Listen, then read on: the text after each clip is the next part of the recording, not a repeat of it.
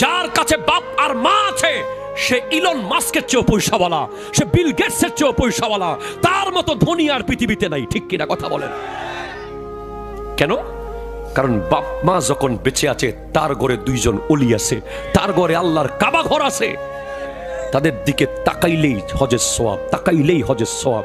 তুমি অষ্টগ্রামের সব মানুষের দিকে তাকিয়ে থাকো, যদি চেহারা তোমার আব্বার আম্মারটা না হয় তুমি হজের সওয়াব পাবা না। ওই মায়ের চেহারাটাই লাগবে, ওই বাবার চেহারাটাই লাগবে। যতবার তাকাইবা ততবার হজের সওয়াব পেয়ে যাবা। 100 টাকা মায়ের হাতে দেওয়ার আগে, 500 টাকা বাবাকে দেওয়ার আগে যে চিন্তা করে যে আমি কেন দেব, আমার বড় ভাই আছে না, আমার মেজো ভাই আছে না, সব আমি কেন, প্যারাসিটামল আমি কেন, ওষুধ আমি কেন, ডাক্তার আমি কেন, তাকে বলি ওরে বেটা, ওয়াইসুল করণী নবীজির আমলে পৃথিবীতে ছিল, উপস্থিত ছিল, এরপরেও সাহাবা হতে পারে নাই। কারণ ঈমান ছিল, নবীজিকে দেখতে পারে নাই, কপালের চোখে দেখতে পারলো না। কেন? বারবার যেতে চেয়েছে। আমার নবী বলেছে আসিস না, তোমার মায়ের খেদমত করো, তোমার মায়ের খেদমত করলে আমি নবী রাজি হয়ে যাব। তাইলে ওয়াইসুল করণী সাহাবা হওয়াকে স্যাক্রিফাইস করেছে মায়ের জন্য। তুমি 100 টাকা দিতে পারো না, তুমি 500 টাকার একটা নোট দিতে পারতেছো না, আর ওয়াইসুল করণী গোটা সাহাবিয়তকে ত্যাগ করেছে মাকে রাজি করার জন্য, বাবাকে রাজি করার জন্য। তুমি এটা একটু মাথায় নিয়ে আজকে যাইও, যখন তোমার হাত কাঁপবে মা বাবাকে টাকা দেওয়ার সময়, তখন তুমি ওয়াইসুল করণীর কথা ভাবিও। শুধু মায়ের সেবা করার জন্য সাহাবী হতে পারে নাই, বিনিময় পেল কি? আমার নবী হযরত ওমরকে আর হযরত আলী রাদিয়াল্লাহু তাআলা এই দুইজন জলিলুল কদর সাহাবীদের মধ্যে সবচেয়ে শ্রেষ্ঠ, তাদেরকে বলছেন ওয়াইসুল করণীকে দেখলে তার কাছ থেকে দোয়া নিও। সাহাবী দোয়া নেবে তাবেঈন থেকে, এক র‍্যাঙ্ক নিচে। কেন ইয়া রাসূলুল্লাহ? কারণ সে তার মাকে রাজি করেছে। বাবা, বাবা রে, একটু খেয়াল করেন বাবা, একটু খেয়াল করেন।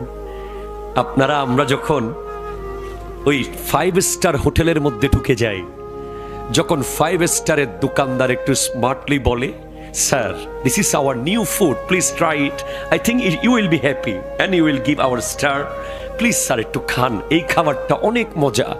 তখন আপনি কচ করে একটা 1000 টাকার নোট দিয়ে দেন, মনে করেন যে আইরে বেটা তো মাস্টার্স পাস, তারে যদি 100 টাকা দিয়ে ইজ্জত তো অষ্টগ্রামের পুরা চলে যাইব। কথা কোন না, ঠিক কিনা জোরে বলেন না? আপনি রেডিসন ব্লুতে গিয়ে 1000 টাকা দিয়ে দেন, আপনি দুবাইয়ের ব্রুজ খলিফায় গিয়ে 500 রিয়াল দিয়ে দেন, হ্যাঁ ইজ্জত চলে যাবে। আপনি আমাকে আল্লাহর কসম করে বলেন, পৃথিবীর কোন রেস্টুরেন্টে কোন 5 স্টারের খাবারে সেই মজা কি আছে যেই মজা মায়ের হাতের ছোঁয়া লাগা রান্নার ভিতরে আছে? ঠিক কিনা কথা বলেন? মায়ের হাতে আল্লাহ কুদরতের মরিচ, কুদরতের মশলা, কুদরতের তেল, কুদরতের পেঁয়াজ, কুদরতের রসুন সব দিয়া মায়ের হাতটারে আল্লাহ বানাইছে। ওই হাত দিয়া লবণ ছিটাইয়া একটু মাইখা দিলে মনে হয় যেন জান্নাতি খাবার খাইতেছি। যাদের এখন নাই দুনিয়াতে তারা আর খেতে পারবে না। যারা এখন নাই তারা এখন লক্ষ কোটি টাকা দিতে প্রস্তুত যদি মা আবার একটু এসে ভাত মাইকা খাওয়াইয়া দেয়। কথা কোন ঠিক কিনা জোরে বলেন? তারা এখন হাজার কোটি টাকার মালিক, অথচ মায়ের হাতের ছোঁয়ার রান্না তাদের নসিবে আর নাই, তারা সেই স্বাদ আর পাবে না।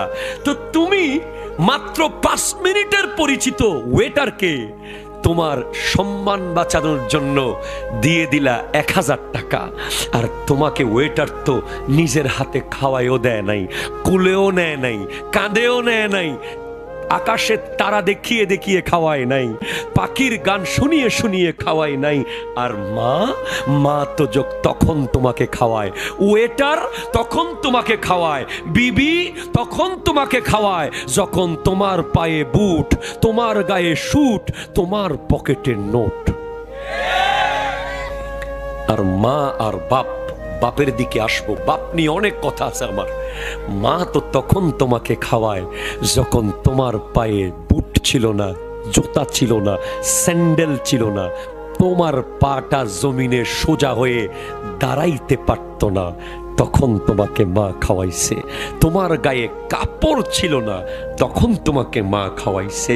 তোমার পকেট তো দূরের কথা, তোমার গায়ে তো কাপড়ই নাই, টাকা কোত্থেকে, তখন তোমার বিছানা হয়ে গিয়েছিল মা। শীতের রাতে তোমাকে মা বিছানায় ঘুম পাড়ায় নাই, ঠান্ডা লেগে যাবে বলে মায়ের বুকের মাঝখানে তোমাকে রেখেছে। তুমি প্রস্রাব করে দিয়েছিলে, বাবা অন্য রুমে চলে গেলেও মা কিন্তু যেতে পারে নাই। বাবা আর মা মিলে তোমার 10 ভাইকে কাঁধে কুলে মুরগির বাচ্চার মতো করে ফেলেছে।